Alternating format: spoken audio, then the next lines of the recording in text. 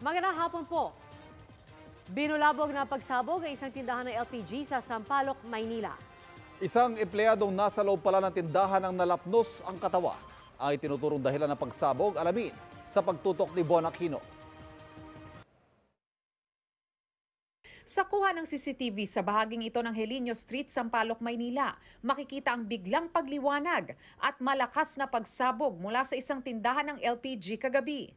Halos katabi lang ito ng barangay hall ng 470 Zone 46, kaya ang mga nasa loob ay nagulantang sa pagsabog. Rumesponde agad ang barangay tanod na gumamit ng fire extinguisher. Dito na rin daw nila nakita ang empleyadong si Romulo Perante Jr. na nasa loob pala ng tindahan. Nakapula yung apoy. Tapos pagpasok ng tanod namin, nakita nila yung victim, nasusunog. Ang una ko yung dito sa may labas muna. Ngayon, bago ako pumasok sa loob, ang ginawa ko po, simigaw po muna ako ng may tao po ba dyan, may tao po ba dyan. Buti alam, may sumagot. Meron, tulong. Ayon sa barangay, sa likod na raw ng tindahan dumaan si Perante para makalabas. Agad siyang isinugod sa ospital. Nasunog yung balat niya talaga, hanggang sa muka. Ayon sa Manila Fire District, bukod sa LPG tank, meron din daw roong mga tangke ng medical oxygen, technical oxygen at acetylene na ibinebenta ng tindahan. Dahil nga sa lakas ng pagsabog dito sa tindahan, yung nakapark na delivery tricycle dito, napunta dito sa gitna ng kalsada. Pati yung roll-up ng tindahan, tumalsik din dito. Yun namang sasakyan na nakapark dito, tinamaan din ng mga bubog at ng mga bakal mula doon sa tindahan. Ayon sa Manila Fire District at Barbosa Police Station, iimbestigahan nila kung gas leak ang sanhi ng pagsabog. Allegedly, merong may leak yung mismong LPG na 11 kg. Once na merong nag-open ng light, talagang mag-create ng explosion yun. Subject for laboratory test yung tangke na allegedly na pinagmulan ng leak. Ayon sa mga pulis, may business permit naman daw ang tindahan. Inaalam ng Manila Fire District kung may fire inspection certificate ito. Aalamin pa raw ng mga otoridad ang pananagutan ng may-ari ng tindahan ng LPG na sinusubukan pa rin naming kunan ng pahayag. Para sa GMA Integrated News, Von Aquino, nakatutok, 24 oras. Ikinwento ng bouncer at isa pang staff ng bar ang kanilang nasaksihan sa nangyaring gulo sa pagitan ng grupo ng Teen Star na si Aura Briguela at ng isa pang grupo sa isang bar sa Makati City. Itinanggi nilang may nangyaring paghihipo sa isang kaibigan ni Aura tulad ng mga kumakalat sa social media. Nakatutok si Nico Wahe. Aalis na sana ang lalaking nakagray sa CCTV video na ito ng bar sa Makati City kung saan nagparty ang grupo ng artistang si Aura Briguela. Pero puwersahan siyang hinatak ni Aura na sa sobrang lakas, maging si Aura ay natumba. Nakawala ang lalaki pero sinundan pa rin siya ni Aura saka itinulak. Kahit lumabas ng lalaki, sumunod pa rin si Aura saka nanulak muli. Makikita rin sa CCTV ang bouncer na si Onin na umaawat sa dalawa. Inawat na rin si Aura ng kanyang mga kaibigan at lumabas na ng bar ang lalaki. Pero si Aura, pilit pa rin siyang hinabol. Si Onin na rin mismo ang humahawak sa puntong ito kay Aura. Sa kakaawat, nagkabukol daw sa noo si Onin matapos masuntok ni Aura. Nakalmot din daw siya ni Aura sa kanyang braso. Kaya nagsampa rin ng kaso si Onin laban kay Aura. Sa harap din daw niya nangyari ang pagpupumiglas ni Aura sa mga pulis. Pinipilit pa rin siyang pakalmahin pero hindi talaga siya kumakalma. Kahit sa pulis, galit na galit rin siya. Yun, natadyakan po niya yun. Bantay sarado raw ni Onin ang parehong grupo bago ang rumble. Git din ni Onin, wala raw nangyaring panghihipo. Kung makikita po ninyo, walang bastusan na nangyari na binastos na babae. Wala po doon na binastos. Ayon pa sa isang staff ng bar, tinanong daw nila mismo ang mga kasama ni Aura kung totoong may nahipuan pero wala raw maituro. Nag-scan din daw sila ng CCTV pero wala rin silang nakita. Wala pong deserve ng hipuan or bastusin. Dito po sa bar namin, hindi po namin tinotolerate yun. Git ng bouncer, ang pamimilit ni Aura na pahubarin ng lalaki ang punot dulo ng away. Nung binalik yung damit, gusto ni Ma'am Aura na pati yung panse, hubad din po. So hindi na po pumayag yung guest. Ayon sa staff ng bar na nag-asikaso sa grupo ni na Aura, pang-apat na beses na raw niyang uminom sa bar. Pero unang beses daw itong nasangkot siya sa gulo. Maayos din naman daw ang lahat noong una. Every time na pumupunta po siya dito, napakabait po talaga. Nagulat kami that moment, hindi na po siya makontrol. Ilan namang kaibigan ni Aura ang bumisita sa kanya sa magdamag. Kanina, hindi pa rin humaharap sa media si Aura at hindi pa rin nagbibigay ng pahayag. Bukas naman daw ang Makati City Police kung maghahabla ang kampo ni Aura matapos magtanong sa kanila ang babaeng kasama ni Aura na umano'y hinipuan kung saan pwede magsampa ng reklamo. Para sa GMA Integrated News, Nico Wahe, nakatutok, 24 oras. Buwan naman ang pambungad sa buwan ng Hulyo ang mga rollback sa ilang produktong petrolyo. Ngayong araw, manatapyasan ng lagpas 3 piso ang kada kilo ng tangke ng LPG ng Solane, Petron at Phoenix. Mahigit 2 piso naman ang bawas sa Auto LPG. Sa darating na Martes, posibleng matapyasan ng 70 centavos hanggang 1 peso and 10 centavos ang kada litro ng gasolina at 60 centavos hanggang piso ang kada litro ng diesel ayon sa isang oil industry source. Simula po ngayong araw, mas mababa na ang alokasyon ng tubig mula Angat Dam para sa Metro Manila. Nangangahulugan ba ito ng panibagong water interruption? Alamin sa pagtutok ni Bernadette Reyes. Delayed man ng 1 linggo, natuloy pa rin ang pagdiriwang ng Wata Wata Festival sa San Juan City. Pero tipid-tipid sa tubig kaya wala ang nakasanayang basaan. Lalo't bilang paghahanda sa El Nino ngayong taon, ibinaba na simula ngayong araw sa 50 cubic meters per second ang water allocation galing sa Angat Dam mula sa 52 cubic meters per second. Pababa na po yung elevation ng Angat Dam. So right now po sa ngayon ay gusto po natin ay unti-unti po natin na bawasan yung alokasyon at i-utilize po natin yung mga tubig na nanggagaling sa ating watershed. Sa kaso ng Maynilad, ang worst case scenario raw, sakaling hindi sumapat ang tubig na dala ng mga pag-ulan, magkakaroon po talaga ng around 6 to 10 hours na interruption sa 632,000 na water service connection. Sabi ng Maynilad, magkaroon man daw ng epekto ang pagbaba ng water allocation, mas maayos daw ang sitwasyon ngayon kumpara noong Abril. Bukod kasi sa pag-ulan, may dagdag supply na rin mula sa pag-reactivate ng mga deep well, water recovery losses at produksyon ng potable reused water. Ang kaso ngayon pa lang na may mga scheduled water interruption, sakit ng ulo raw ito ng ilang customer. Base sa schedule ng Maynilad, kasama itong Almansa 1 sa makararanas ng water service interruption. Ang mas malaking problema pa ayon sa mga residente, hindi raw nasusunod ang schedule. At kapag nagkaroon na ng supply ng tubig sa mga gripo, mahina naman ang daloy ng tubig kagaya nito. Mahirap kumilos pag walang tubig. Yung mga galon ng mineral, tapos timba sa CR, yun lang po yung lalagyan namin. Nag-i-stock kami ng tubig. Para may magamit kami para sa pagluto namin.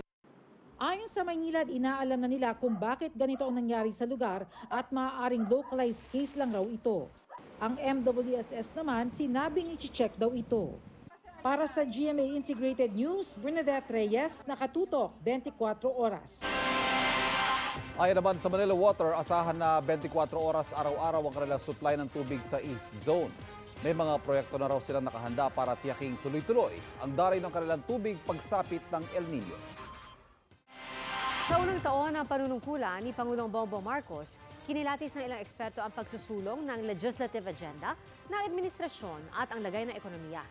Nakatutok si Mav Gonzalez.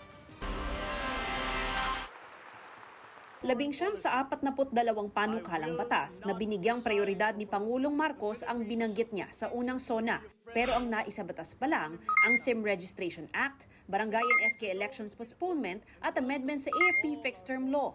Ang political analyst na si Dr. Froilan Calilong nababagalan daw sa pagtulak ng legislative agenda ng Pangulo. Though he has the supermajority in the Congress, I think the President should be more assertive when it comes to the priority measures. Ang dami kasing kailangan talagang pagtuunan ng pansin. Land use, agrarian reform, health. At kahit ang Maharlika Investment Fund Bill na madaling naipasa ng Kongreso dahil certified as urgent ng Pangulo, hindi naman daw kinakagat ng publiko. Hinihintay pa ang pirma ni House Speaker Martin Romualdez sa panukalang Maharlika Fund bago isumite sa Malacanang. Sabi naman ng ekonomistang si Michael Ricafort, kapag batas na ang Maharlika Investment Fund, good governance ang kailangan dito dahil malaking pera ang pinag-uusapan at walang katiyakan sa mangyayari sa pamumuhunan nito. Market forces talaga yung pwede rin mag-determine ng fund performance. Pero at least, yung ideals nun, the probability of success is there. But it's still subject to the fortunes of the global financial markets and the global economies. Si Kalilong, 85 ang grado sa unang taon ng Administrasyong Marcos dahil nasa honeymoon stage pa raw ito. Pero maganda raw ang direksyon ng foreign policy ng gobyerno. Tingin naman ng ekonomistang si Rica Fort, paganda na ang ekonomiya ng bansa dahil mahuhusay ang itinalagang economic managers ng Pangulo. The key highlight of the accomplishment of the administration has been the reopening of the economy towards greater normalcy. Majority ng populasyon, working age, so napaka-productive. Pag bata po yung populasyon, syempre, ano yan maraming kita, maraming incomes, earnings, may spending power. Tapos yung average economic growth for the next couple of years, 6 to 7%. Sinusubukan naming kunan ng pahayag ang palasyo kaugnay nito, pero nauna nang sinabi ng Pangulo na tanggap niya ang incomplete na grado bilang Agriculture Secretary. Para sa GMA Integrated News, Mav Gonzalez, nakatutok, 24 oras. Kinilala ni Pangulong Bongbong Marcos ang Davao del Sur bilang unang probinsya sa Davao Region na idineklarang insurgency-free. Nangangahulugan niya na wala na banta ng pag-aaklas o rebelyon sa lalawigan. Binigyan din niya ng Pangulo sa pagbisita niya sa 56th founding anniversary ng Davao del Sur kaninang umaga. Kinilala rin ng Pangulo ang pagpapaunlad ng provincial government sa kanilang health facilities at maayos silang paghawak sa pondo. Siniguro naman ng Pangulo ang suporta ng national government sa pagpapatuloy ng kapayapaan at kaunlaran ng Davao del Sur. Pinangunahan din ng Pangulo ang pagbubukas ng Segment A o ang Bago Aplaya Times Beach section sa Davao Coastal Road sa Davao City. Bumisita rin siya sa burol ni dating Davao Oriental Governor Corazon Malanyao. Lumagda na rin ang Pangulo sa loan agreement sa pagitan ng Department of Finance at Asian Development Bank para sa Davao Public Transport Modernization Project sa Davao City. Layo nitong mabigyan ng dekalidad na bus transportation ang Davao. Sagot din daw ito sa problema sa traffic at accessibility dahil sa lumalaking populasyon at ekonomiya ng syudad. Nangako ang Pangulo na hindi pababayaan ng mga tsuper at operator sa oras na matapos ang proyekto sa 2025. I assure everyone that this project will also include social development interventions, such as financial and non-financial assistance for those who are displaced. It will also ensure that the families affected by the construction are properly compensated and, if need be, relocated.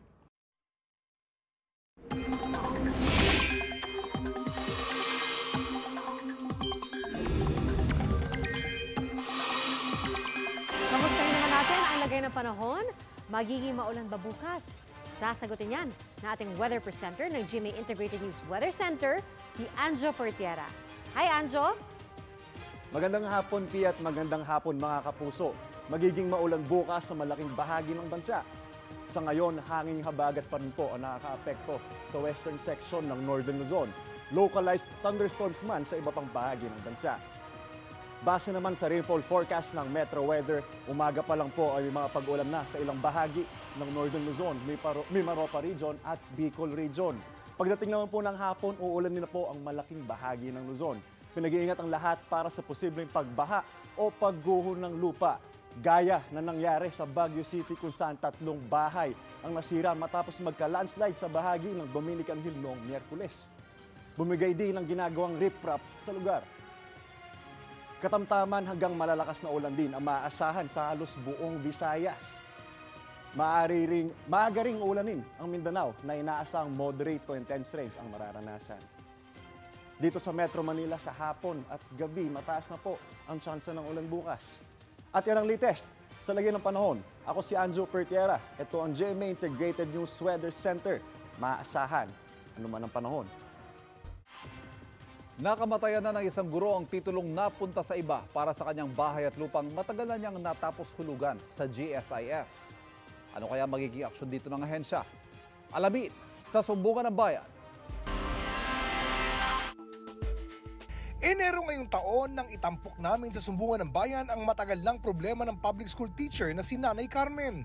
17 taon niyang hinihintay ang titulo para sa bahay at lupang natapos na niyang bayaran sa Government Service Insurance System o GSIS noon pang 2006. Lagi kong pina-follow up. Malapit na mag-20 years ko pina-follow up to. Sabi noon ng GSIS, nagkamali sila ng release ng titulo sa kaparehong address ni Nanay Carmen sa ibang phase sa parehong subdivision. Nakikipag-ugnayan rin daw sila sa maling napagbigyan ng titulo. Pero 100% sure, makukuha ko po yan at mabibigay ko po kay Lamang Pilar yung tamang titulo. Pero ang pangakong ito, hindi na naabutan ni Nanay Carmen na sumakabilang buhay noong June 4. Ilang beses nang tinatanong ni Mama kailan i-release yung title. Kasi ito na lang natitira sa amin. Sana GSIS, tulungan niyo po ako na gusto ni Mama na makuha yung title. Ito kasing sitwasyon na to, nakadepende tayo dun sa magsosoli ng title. May ibang taong involved. Kung makuha ko siya ngayong month na to or hanggang next month, baka mga September, mabigay ko na yung titulo. Kung hindi pa rin daw may babalik ang titulo ngayong taon, dadaan na ang ahensya sa legal na proseso. Malamang po, magpapakumpel po tayo na ibalik po niya yung title sa atin through court. Pero sana po wag na tayong dumating dun kasi mas madali po ito dahil solian lang. Dismayado man daw, umaasa pa rin si Elaine na hindi na mapapako ang pangako ng GSIS. Para sa GMA Integrated News, Oscar Oida, nakatutok 24 oras. Extra special ang 10 taon ng biyahe ni Drew. Kasama kasi ni Ultimate Biyahero Drew Arellano, ang misis na si Ia Bilanya sa pag-explore sa South Korea. Yan ang chika ni Lars Santiago.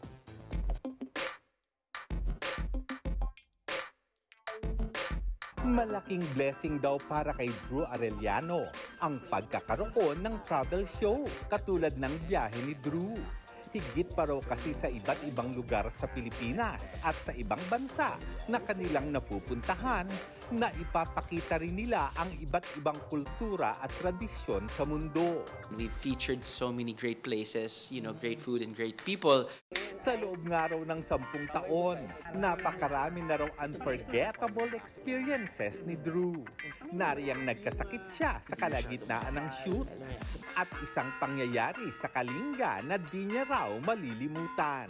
Here I was, trying to be a local. Nakabahag ako, pero paglabas ko, yung mga locals hindi nakabahag. Of course, I got my tattoo done by Wang Ud. That was very painful. Naalala ko lang na nung tinatattoo niya ako, hindi niya na nakikita ko anong tinatattoo niya dahil dugo-dugo na yung kamay ko.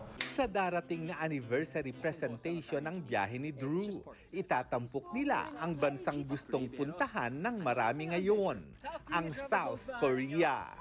2-part episode ito na mapapanood simula sa Linggo. Pero para kay Drew, mas naging special ang trip na ito dahil kasama niya ang kanyang favorite travel buddy, ang asawang si Ia. We kind of reenacted some famous scenes from K-drama, and we also visited a very famous bus stop.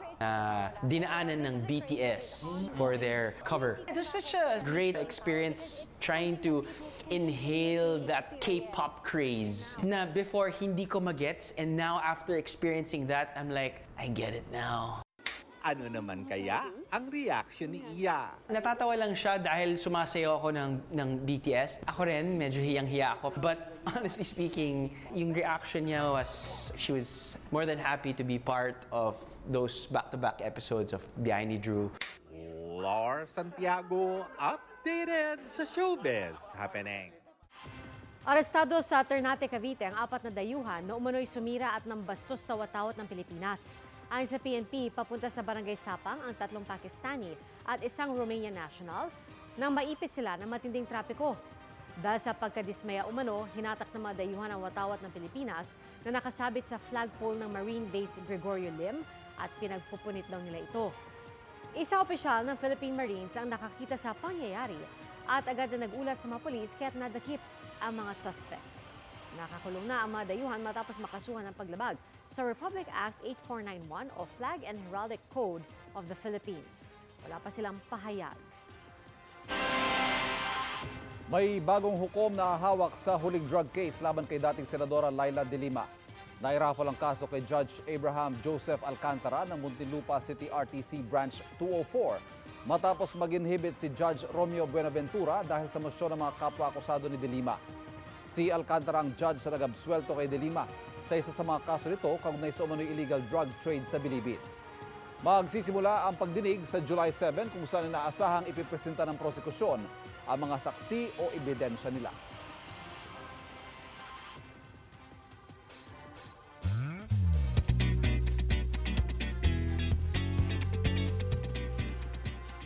Mga kapuso, tapos ang summer pero patok pa rin ang ilang timeless na pasyalan sa bansa. Gaya ng talon na mapofall ka daw, partner. Mapofall ka sa ganda na parang fall sa Amerika at Canada. Kung saan yan, pasyalan natin sa pagtutok ni Jonathan Andal.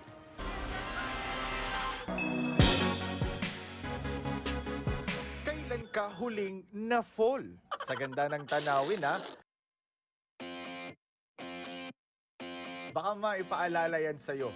Nang dinarayong Tinoy-an Falls. Dito lang yan sa Bislig, Surigao del Sur. Nakaka-relax ang tubig. Pwede pang magtampisaw. Sana all, pa-selfie-selfie lang. Si Lola, nasobrahan yata sa relaxation. Sobrang lalim ng iniisip. Ang ganda raw ng Tinoy-an Falls nahahawig sa pamosong Niagara Falls sa Amerika at Canada. Kaya nag-legit check dyan ang turistang si Arthur.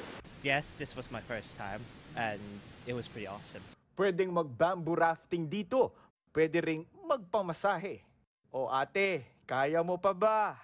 Si kuya, mukhang na-fall na. Para sa GMA Integrated News, Jonathan Andal, nakatutok 24 oras. Ito naman po ang good news. Uy, gusto ko yan. Nadagdagan pa ang listahan ng mga gamot na hindi na papatungan ng value-added tax o VAT. Nakatutok si Katrina Sot. Tatlong kapatid ni Jimmy Cabanban ang diabetic. Lahat sila may iniinom na maintenance araw-araw. May maintenance din para sa high blood ang 76 na taong gulang niyang nanay. Imbis na ibibili mo na lang ng pagkain, siyempre may dadagdag sa gastusin yung mapupunta sa gamot, ma'am. Kaya mahirap talaga, lalo na pag maliit po yung income mo or yung kinikita mo araw-araw. Kaya malaking bagay raw ang Memorandum Circular No. 72-2023 ng Bureau of Internal Revenue o BIR na nagdadagdag sa ilang gamot para sa listahan ng VAT-exempt products sa ilalim ng Republic Act No. 10963 o Train Law at Republic Act No. 11534 o Create Act. 59 na gamot na idinagdag sa listahan. Karamihan ay para sa cancer at mayroon din para sa diabetes, high cholesterol, hypertension, kidney disease, mental illness at tuberculosis. Makikita ang kabuang listahan ng mga gamot na yan sa BIR website. Para sa GMA Integrated News, Katrina Son, nakatutok 24 oras.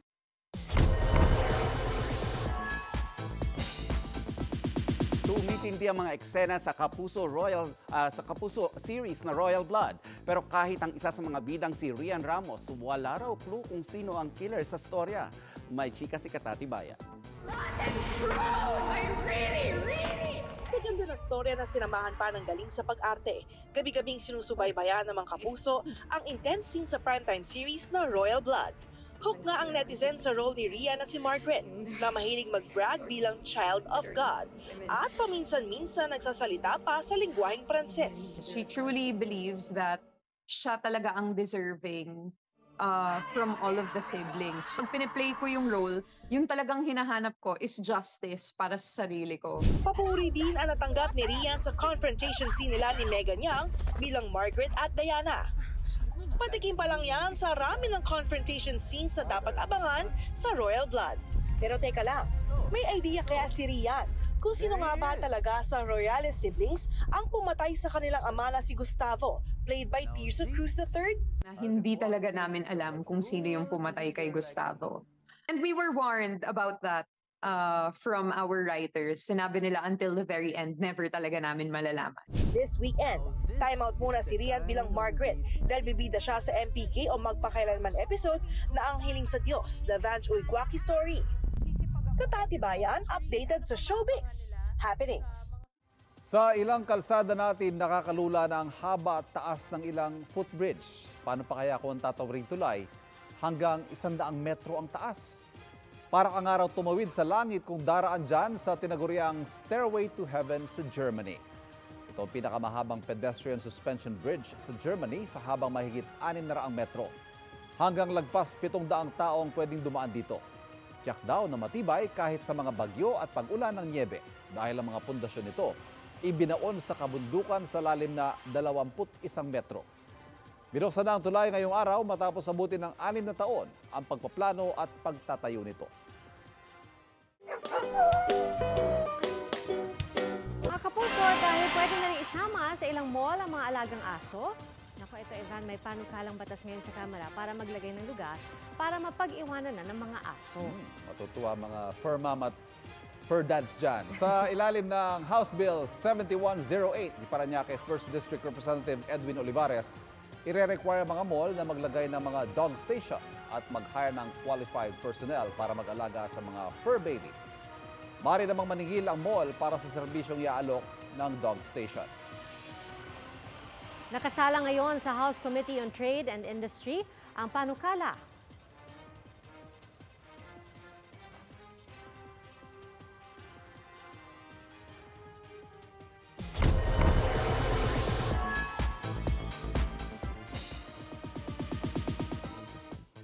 It's showtime sa GTV at Eat Bulaga naman sa GMA. Tinutukan ng mga manonood kanina ang pinakamalaking plot twist sa noontime shows. Ang back-to-back na saya sa aking chika. Niyanig muli ang ating pananghalian sa back-to-back pagsabak sa ere ng dalawang longest-running noontime show ng GMA at ABS-CBN. Party at concert feels ang panimula ng It's Showtime sa GTV at monthly episode ng Eat Bulaga sa GMA. Kumpleto ang host ng It's Showtime na sina Vice Ganda, Ann Curtis, Bong Navarro, Kim Chiu, Jong Hilario at iba pa. Nag-crossover at nakiparty ang ilang kapuso stars sa It's Showtime sa pangunguna ni na Raver at Rojan Cruz, Pokwang, Mark Bautista, Barbie Fortesa, Sanya Lopez at Christian Bautista. Masaya silang bumati sa madlang people at madlang kapuso. Ginulat naman ng unkabogable star ang viewers nang mag-helicopter siya from ABS-CBN to GMA compound kung saan sinalubong siya ng mga kapuso. Are we going to see more Kapuso stars? It's Showtime? I believe so. All out naman ang production number ng EB hosts sa pangunguna ni na Paulo Contis, Isko Moreno, Glyza De Castro, Mavi and Cassie Legaspi, Betong Sumaya, Pupoy Villar at marami pang iba. Iwe-welcome ko na rin ang isa pa na nagbibigay saya sa It's Showtime. Ha? Congratulations! Welcome! Welcome dahil ngayon, kapitbahay na namin kayo. Masaya kami na matatawag na namin kayong kapuso. Mas pinatindi rin ang segments ng dalawang programa tulad ng Biritan to the Max sa Grand Finals ng tawag ng tanghalan duets sa It's Showtime at G sa Gedli at Scan na All ng Eat Bulaga. Totoo nga na walang talo ngayon pagdating sa noontime shows na mapapanood sa GMA at GTV. Dahil sa kulay at saya na ipinakita ng Eat Bulaga at ng It's Showtime. Viewers, ang panalo! And that's my chika this Saturday night. Ako po si Nelson Canlas. Pia, Ivan? Salamat, Nelson. Thank you, Nelson. At yan po ang mga balitang ating tinutukan ngayong Sabado. Mula sa Tahanan ng Katotohanan, ako po si Pia Arcangel. Ako po si Ivan Mayrina. Ito ang GMA. Walang kinikilingan, walang pinoprotektahan. Walang kasinungalingan, serbisyong totoo lamang. At dahil di natutulog ang balita, nakatutok kami 24 oras. Magandang balita mga kapuso, kahit ano pa man ang oras, mapapanood ang 24 Oras Weekend at iba pang newscast sa youtube.com/GMA News. I-click lamang ang subscribe button. Sa mga kapuso abroad, maaari po kaming masubaybayan sa GMA Pinoy TV at www.gmanews.tv.